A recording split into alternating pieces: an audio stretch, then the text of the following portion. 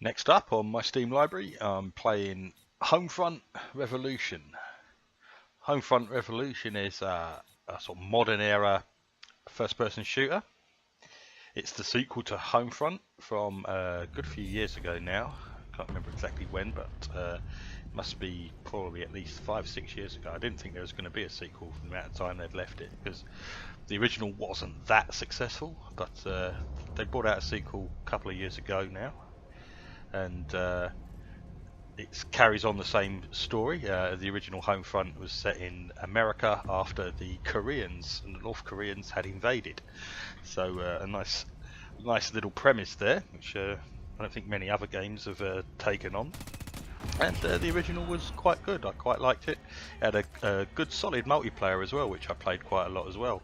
Got to max level with it and had some good fun.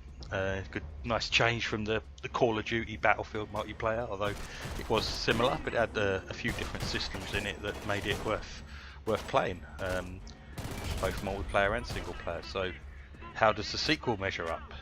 Well, the sequel is quite a bit different to the original. The original Homefront was more your standard Call of Duty sort of linear level design style, where you go through a level in the way the designers intended you to, with set pieces going off left, right and centre, much the same way Call of Duty has done with great success over the years.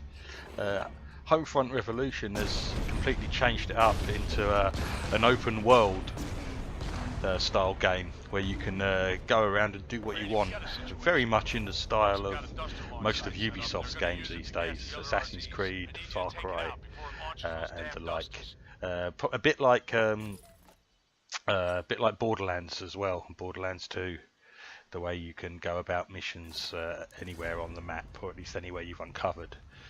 And you uncover parts of the map pretty much the same way you do in the Ubisoft games, by taking control of some sort of watchtower or radio beacon or whatnot, and that uncovers that part of the map, shows you all the missions and little areas that you can go and visit in the map on your map with the icons. So that's very similar. Anyone who's played Ubisoft games will be similar to this kind of map style.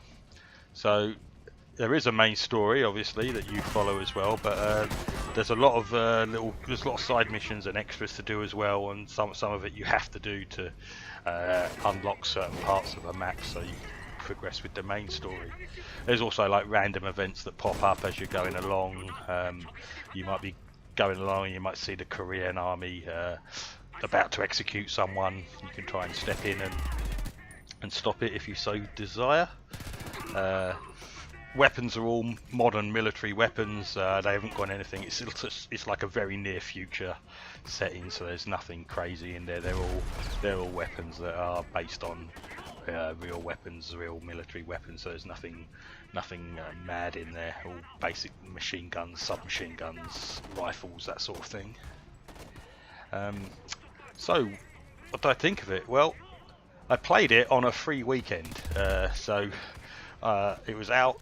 I think it was 80% off if you wanted to buy it, but it was also free for the weekend. So I thought I'd download it and play as much of it as I could fit in over the weekend, and decide from there whether I liked it or not. And I've got to say I didn't like it. I much preferred the original. I think the linear storytelling works much better for this kind of game.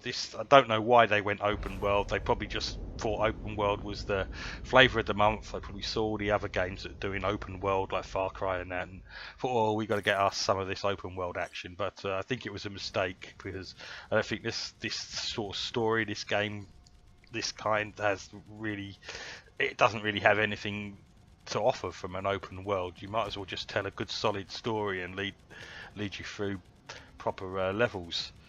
It didn't really feel that great, to be honest, playing it. I mean, the gunplay was standard enough, nothing wrong with that, but again, most of these open world games tend to get repetitive, and this got repetitive as well, and it wasn't very interesting, the things you kept doing. So all in all, I think it was it's a sequel that shouldn't have been made, really. there was no real cry for it. The original Homefront didn't have a big enough following, I don't think, for this to have been a successful sequel.